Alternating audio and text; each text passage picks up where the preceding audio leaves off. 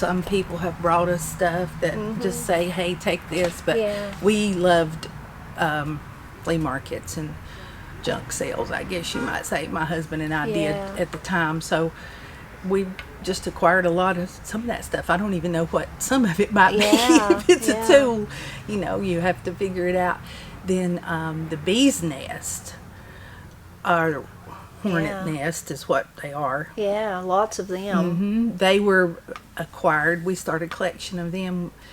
I think one customer brought us one, and then it just evolved. Yeah. So when somebody finds one, they just bring it to us. Yeah, and we that's neat. hang it up, and I just wouldn't take nothing for them. Yeah. They're just old and pretty, and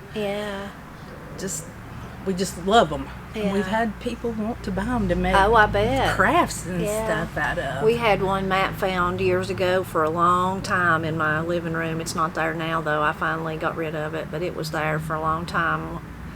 Wasn't it, Corie? Corie and Katie didn't like it.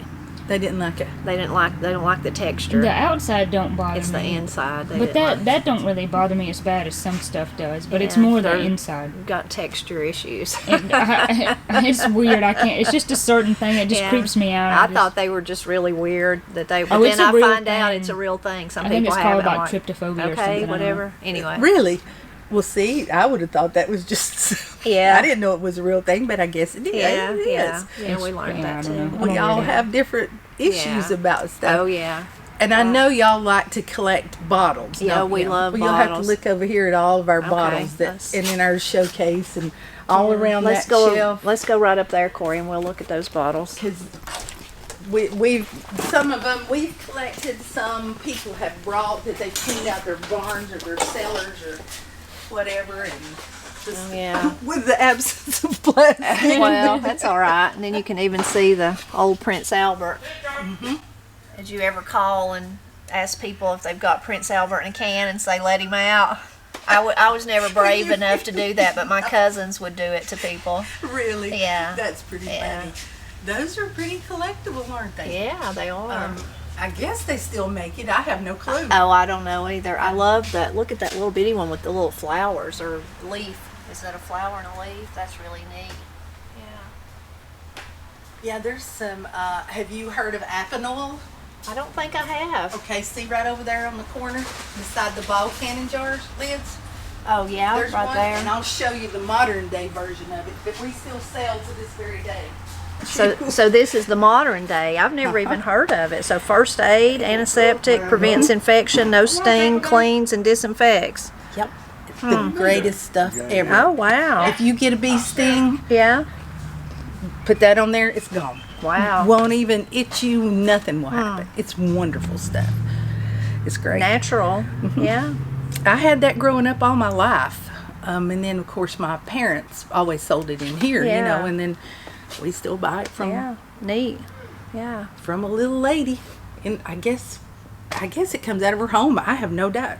No clue. Oh wow. That's really neat. Where they manufacture it. It says Trussville, Alabama, I think. Yeah, that's cool. But that's good stuff. Yeah. Love this old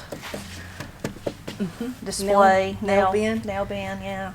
I think it would be neat to put some of our seeds in this too. Yeah. We do have another one back in our storage, but I think it would be neat to put your seeds in there too, and be able to sell them if you could keep children out of it. Yeah. They want to, they're curious. Put their hands in them. Yeah. They do. Yeah. They want to put their hands in it and check it out, but they won't put their hands in that stuff. No. No. That's pretty hurtful. Pretty bad, but all of these are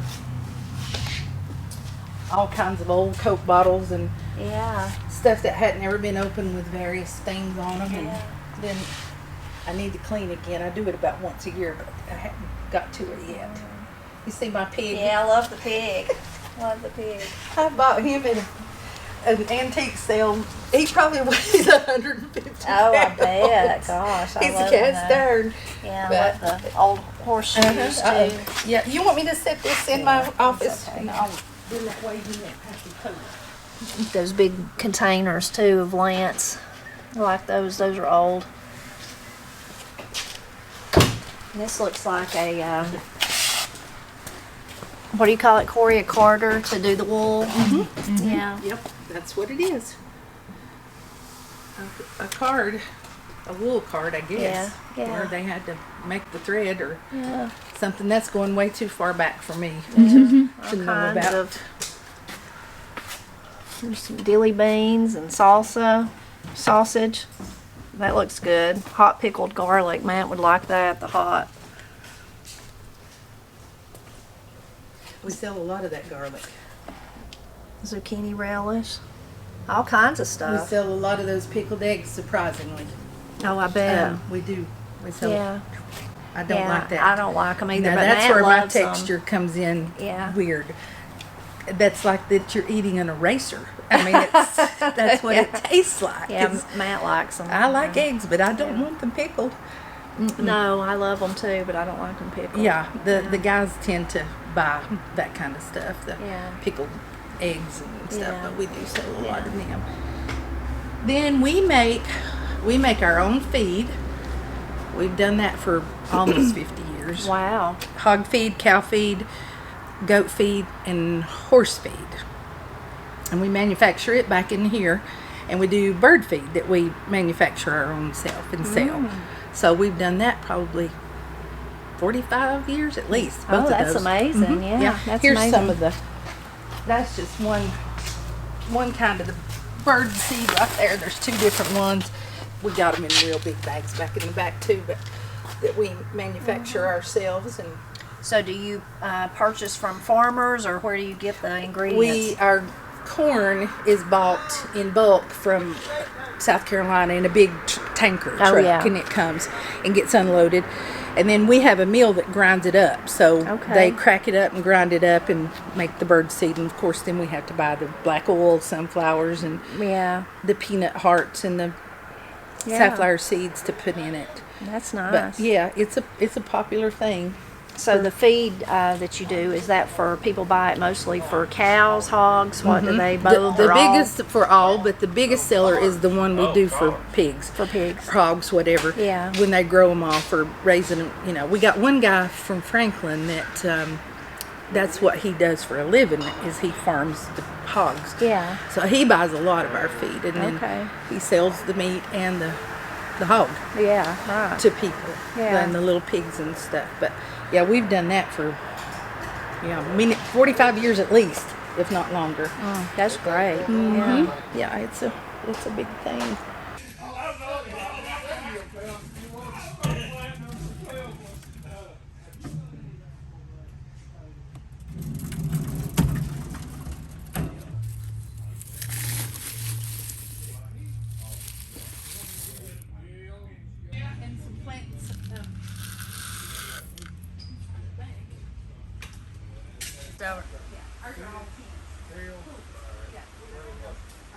Because we got some that maybe you know about that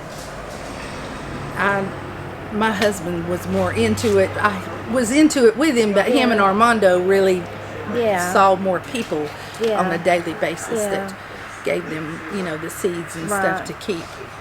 And then we didn't get to experiment with all of them before he passed. Some of those beans, I'm just curious to know see. about them. That's the exciting thing about seeds. About you read stories of people maybe finding one in at a yard sale or in their parents' cupboard or something that's just in an old envelope, and they get it out and plant it. There was one bean that you talked about, and I should have wrote it down because I knew I wouldn't remember to ask you about it. That someone had given you. It was it the Yance bean? Yes. Yeah. What does that look like? So it's a bush bean, and it grows a big bean, like a big hardy. It's but it's a bush bean, yeah. And is it when you cook it? Is it cooked brown or white? It's brown. Yeah. I have not heard of that at all. That was one I'd never. It's when you cook them, it's actually like I guess because it's such a big bean, it kind of makes like a brothiness to it, Like it's really, soup bean, it's really, which we eat the whole lot, we eat all of it. Yeah. I guess you could dry them, but we just pick them and eat them all, or can them or whatever. Yeah, but it cooks up, but it don't have that real strong dark flavor. No, it don't. No. Okay. And you could probably, like I said, it gets to be a really big bean. You could probably pick them when they're younger, and if you wanted to do that, and not let them get so full and dry.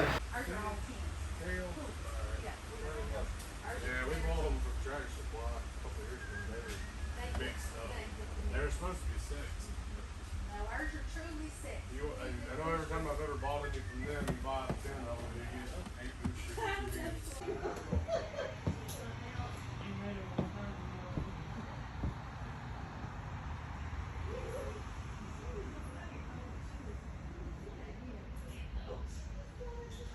I'm here today getting to visit with Debbie from Bryson Farm Supply, and she's going to tell us a little bit about the history. She's already told me a little bit, but I want to share it with you too because it's so fascinating.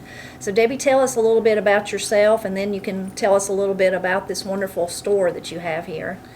Okay, I guess I need to start with, in 1972, my parents, Nell Inslee Bryson and Billy Ray Bryson, started and formed and opened this store in just a little house, and we were the only one on this whole highway, and that, you know, there was nothing here. There was just a community.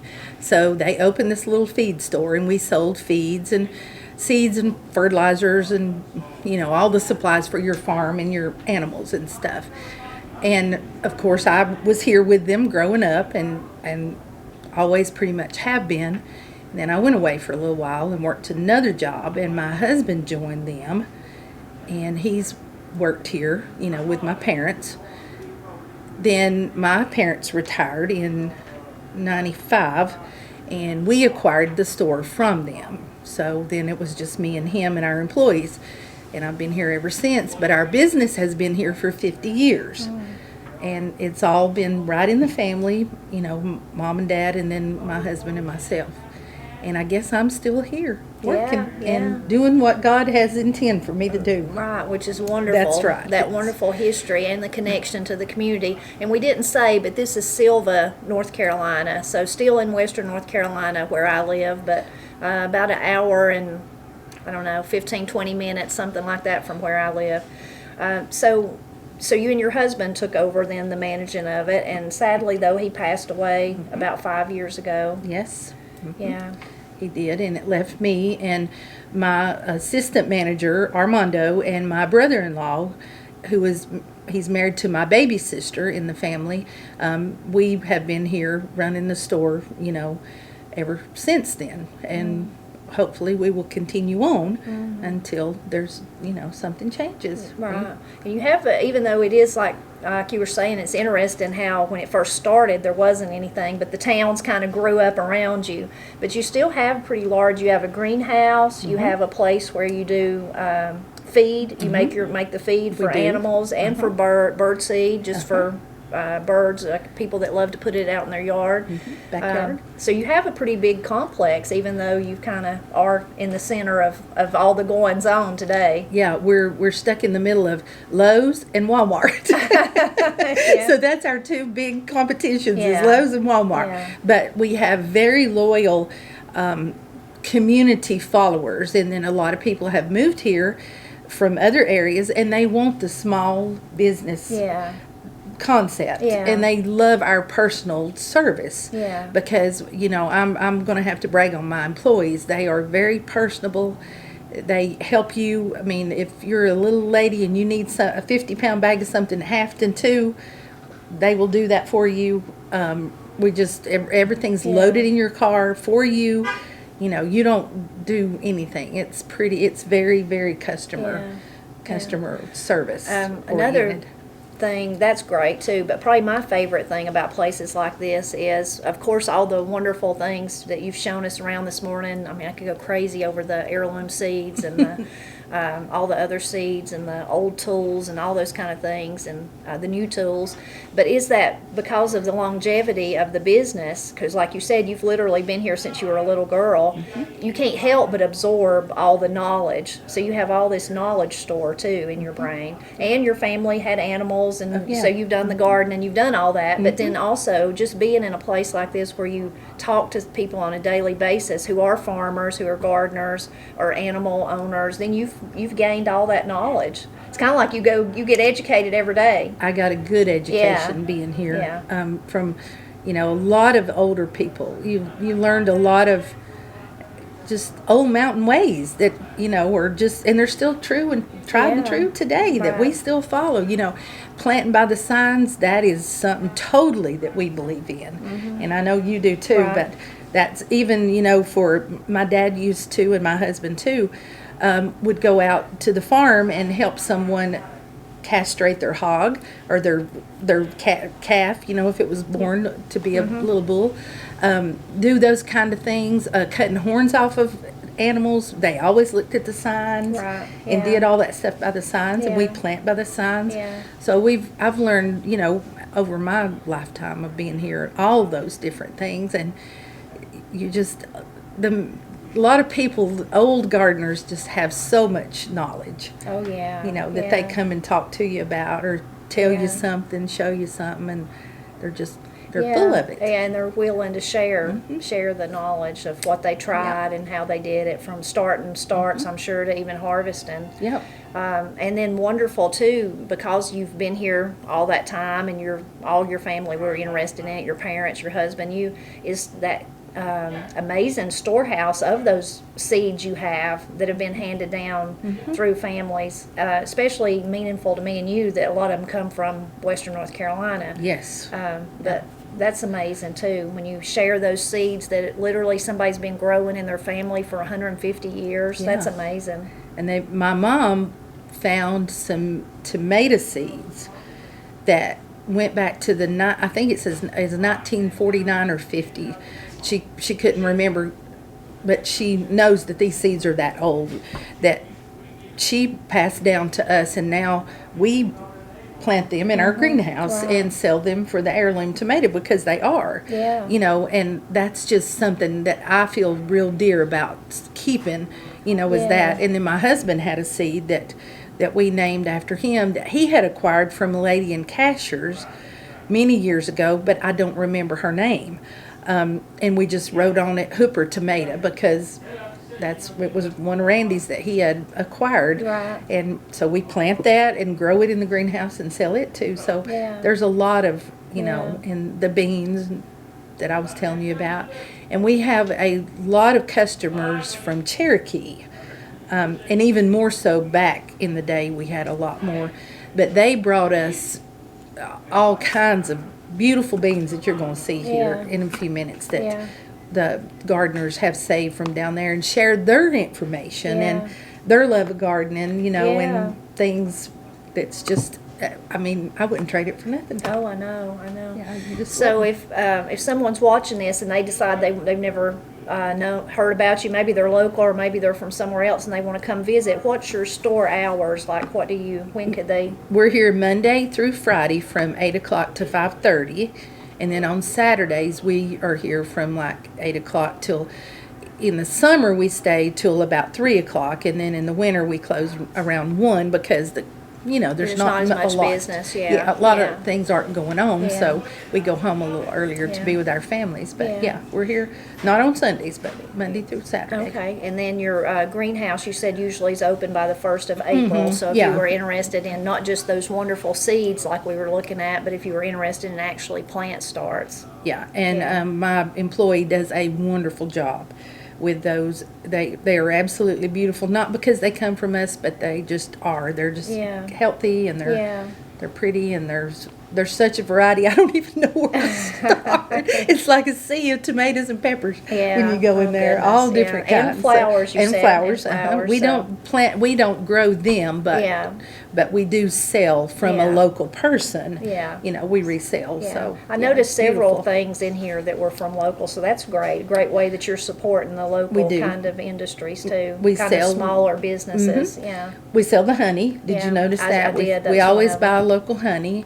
And whatever else, we'll help someone sell a bushel or two of beans if they need to in the summer. Or potatoes. We have several customers that will plant to resell potatoes, and we will help them, sell their potatoes. We take eggs from our customer, as you see over there, and they bring them to us, and then they trade, we barter, trade the feed, and we buy their eggs, and we get to enjoy, and our other customers come and buy the eggs. In addition to the eggs, I noticed you had some country cured ham and some hog jows and different things. So all the good things. All the good things. Yeah, I'm thinking I'm gonna have to take some of that The home country to butter yeah, that the country butter. is pretty popular, you know, Yeah. that people still Yeah. like and enjoy. Good stuff. Yeah. Not manufactured. Yeah. Yeah, so good. So good for you, too. I'll be sure to put the address as far as the street address, so if you did want to come visit, Debbie and I highly encourage you to, because this is just, we've already had a great time and we've not been here that long. But I'll be sure to put all that in the description below. But right now, it's so exciting, we're going to get to look at some of the heirloom seeds that she was talking about. We've already looked at a few, and now we're gonna she's got some boxes we're excited about to look through, maybe hear the stories about them. So it's amazing how many heirloom seed that Debbie's collected over the years. The sad part is some of them, there's like a, let me find a better bag to show you. She don't have a large supply of, so for some of them, there's no way for her to sell them to others until she builds up that supply. Now, one thing really interesting, thinking about the community, Debbie told me, is that if someone is interested, you know, sometimes, of course, she'd need to have you probably sign something and all that, but she's willing to share if the other part of it is you got to be willing to bring back some seed to kind of keep these seeds here, kind of like a seed bank. If you think about it, if you take some out, you got to bring some back. But I'm always interested in the wonderful stories behind them. So this one says Nantahala bean, which Nantahala, me and Corie come through Nantahala this morning to come over here, and purple tips. So is that one that someone, how did you come about that one? Someone brought those to us, and we have not planted any of them to know what they look like. Right. But apparently they're some kind of a similar to a greasy bean's what we're thinking, because the seed we can kind of tell. Yeah, they do look like, that's what they look like. So we know they're a runner bean, but he's just wrote that it's got a purple tip on it. And this man, if I'm not mistaken, his name was Roy Lambert from Cherokee, North Carolina. And I think he's still alive, I'm not positive. He was a fantastic gardener and just brought us a world of different seeds. It's so really interesting. Earlier when we were talking about the Yance bean that we grow, it comes from Lambert. See? I mean, not from Roy, but from a Lambert, from Brian Lambert, and his family. Okay, so really interesting. That is interesting. Let's see what this one is. This is long greasy bean, so that's like kind of like the one that Matt and I have grown for many years. I'm sure it looks very similar to the same. Yep. Let's see. This is that is a candy roaster. Candy roaster that someone brought me just a handful. Yeah. Like we asked them. Yeah, that's candy roaster. Yeah, I love to grow candy roasters. Yeah. This is one Granny would be interested in, the cornfield bean. Yeah, and that's just, I'm thinking that's just your genuine cornfield bean, just the old. And they're just like a browner type seed. Granny loves to grow cornfield beans. She likes them. I like them, but I don't think they're as prolific as some of the, or at least the ones she grows are not as prolific. Not as good as some of the other ones, I don't think either. Let's see. Oh, these are pretty. So these are October tender hull. That's a little tender hull that you can eat. You can eat pod and all. Yeah. And I don't think that this grows on a vine as much. I think it will grow a little bit on the vine, but I think that's more bushy. More of a bush bean. Because that's your smaller seed. I'm dropping them. You can kind of see I'm the not color. sure who brought us those. So October beans are typically like grown for drying, like you're saying. Yeah, to dry. Yeah. So those are nice. Let's see. That's this one's really a really pretty bean. It says Lazy Wife. This is one we were talking about. It's kind of like, you can kind of see. But another name you thought it might be was Jacob's Cattle. It does kind of remind Possibly. you of. I tried to research it because I wasn't sure, and I was looking about. And it come from Cherokee too. I believe so. Not from the Lambert man, but from a lady. Yeah. And I wish that we had written these names Well, down. it's so hard, and if you're like me, you think I'm going to remember that, and then you don't. I don't. You don't. No, you don't. Yeah. So here's a Cade's Cove bean. That one sounds interesting. That's like, kind of looks like the October one, but much smaller little bean. Yeah. It says that it's a real prolific running bean. So, and that must be a really old bean too. And I don't remember who brought it. Yeah. Chunky greasy. Those, again, just look like the ones that Matt and I, that we grow. They do, exactly. Let's see. Lima Cherokee. That's Lambert. from Mr. Lambert. That was a those different are variety. Beautiful, beautiful beans. They are so pretty. Yeah. Are they kind of the same as those? Yeah, this little pack of beans came from a man up in Balsam, North Carolina. And he just mixed them. So they're all different colors and kinds. But there's even a purple one. Butter beans is what those are often called in our area. People call them, some people call them lima beans, but a lot of people call them butter beans. Beautiful. Yeah. Such a pretty little color. Those are almost big enough to hold up. Those are pretty. This is a great old big one too. This one. Let's see inside here. These are butter beans. Yeah. So again, what local people here call them. Just a really large bean, and most of the time people don't eat the hulls with these. Yeah, I guess you could, too tough, but aren't they? yeah, if you'd have to get them when they were. Whoops, I'm forgetting the paper. You have to get them when they were tender, for sure. Yeah.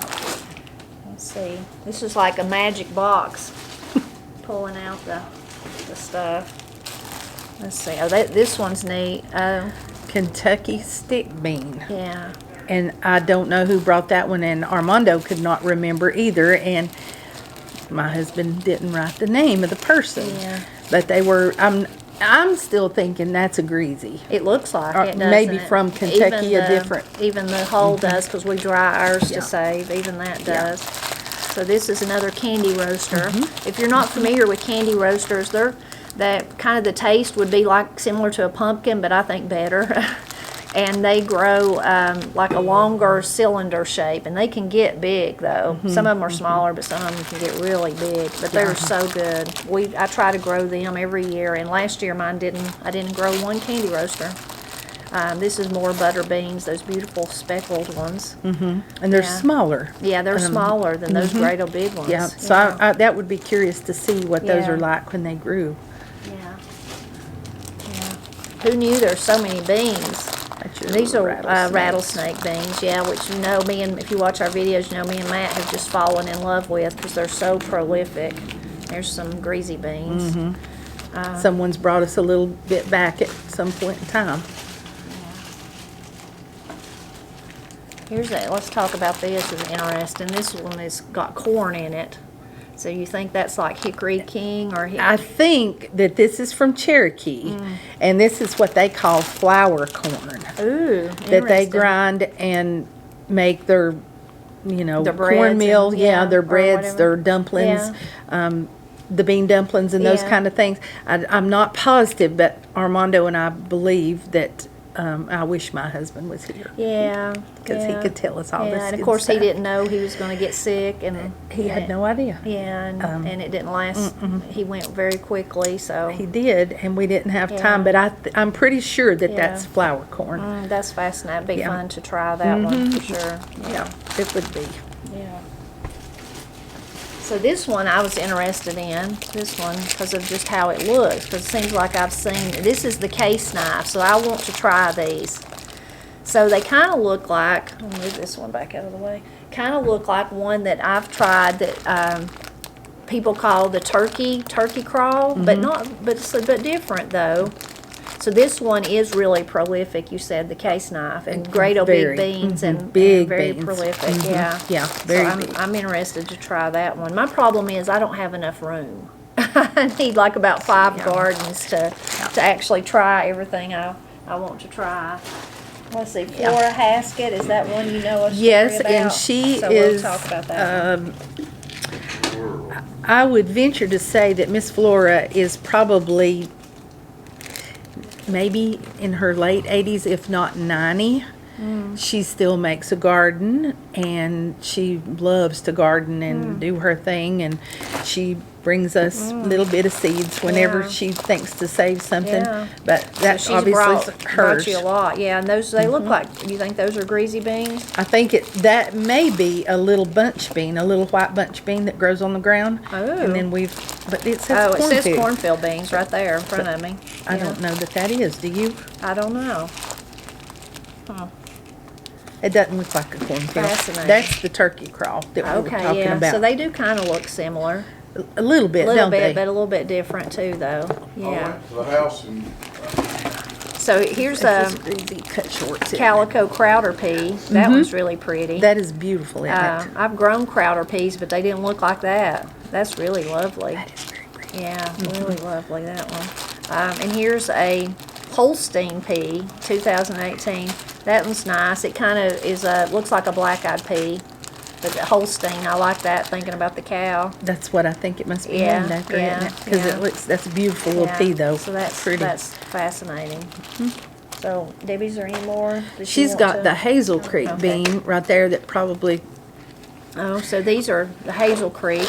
but they look a lot They like look the a lot turkey like- crawl, don't they? Yeah, And they the do. rattlesnake bean. And what often happens is, especially in the old days, because of course they wouldn't come into a store like this to buy them where they were all labeled. People, they got passed down in the family, and people just called them what they, usually after someone that give them to them or something like that. Or this Hazel Creek, probably because someone on Hazel Creek give it to them, and then they start calling it that. Kind of like the Yance bean. The man that gave it to me said they called it Yance because it come from the Yance family. And then he said way back there, this was the older man, he since passed away, Alvin, but he said that he could remember that some people called it the Young Prince. And I searched both those and couldn't find anything. But that's the way of seeds like this. Some of these may be the same ones, but different families call them different things. A lot of them, though, obviously by looking at them, they're different. But yeah, you'd have to be a scientist to figure all that out. Yeah. And we're not. No, it's fun to research, Yeah. but you still don't know if that's Yeah. exactly. And I'm sure it's been in their family. Oh yeah, that's definitely the exciting part for me. This little preacher bean that Yeah. it looks like the greasy bean. It does, yeah. But it does not taste like the greasy bean. Yeah. It's real prolific and it grows really well here in our neck of the woods. But I would like to know the history behind that. Why it's Yeah. called. Some preacher obviously had Right, that bean. had that bean, yeah. And Does- it's been passed through Sylva. I mean, Right. Does it have a like that greasy sheen? It doesn't have it. not like the greasy bean. Yeah. No. I'm gonna try that one. I hope this summer. It's very Yeah, good, very yeah, tasty bean, yeah. very tasty. And kind of an example of how this happens, like Corie and I, if you've watched our videos, you've probably seen the one where we went and visited with Miss Betty Jean. We've visited with her a few times, and it's wonderful. But she gave me some beans the last time we were there, and she told me they were wonderful. I should try to plant them. And so she told me she didn't really know the name of them, but they come from the Carringers. So, of course, I know the Carringers. So, in my mind, I'm going to call those the Carringer beans. Because that's where they come from. So, if 2 or 3 generations from now, Corey's kids or whatever, you'd be knowing Granny cooked them. They were the Carringer beans. We loved them if we like them enough to keep growing them, which we probably will. But it's interesting how those names change like that, depending on. And then us mountaineers, we're notorious for calling stuff by the wrong name anyway. Notorious. Yeah, so it kind of goes with it. Absolutely. So we hope that you enjoyed meeting Debbie and hearing her wonderful story and finding out about this wonderful, wonderful resource for the community here, for all of Western North Carolina, actually. And I'll be sure to put all the details in the description below. Debbie's so kind that she's made me and Corie lunch, dinner is what we would call it. I guess you would too. We call it dinner. So we're going to go eat something tasty, and be sure to come visit though. And if you do, please tell her that you've seen her on Celebrating Appalachia, and thank her for the wonderful job she's done. Her family has for all these years to help the community, but also to hold on to all this wonderful heritage. I mean, this is amazing. This is like, I'm just in awe of the seed bank that's here and the knowledge that Debbie has.